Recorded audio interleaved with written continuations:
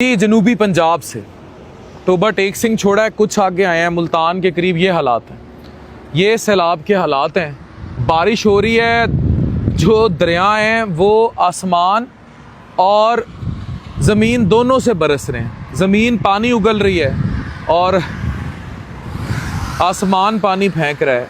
और ये पता है मोटरवे से कितनी दूर है? लुक एट इट, कितनी दूर। तो दिस इज़ ऑल वाटर।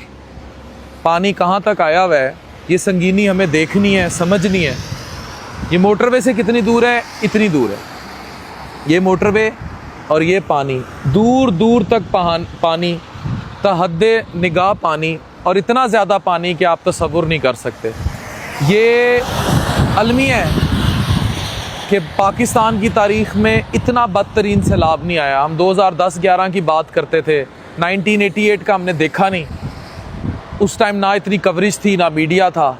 फिर अभी 3-4 साल पहले जब सिंध में इतने बुरी तबाही हुई, लेकिन अब पूरे पाकिस्तान में है। इससे बदतरीन तबाही ना सुनी ना देखी। अगर आप वो देखें, वो जो जंगलें हैं वो आधे से ज़्यादा डूबे हुए हैं इस टाइम। ये संगीनी के हालात हैं। और ये कितना मोटरवे के करीब है? ये इतना करीब है। So this is all happening here.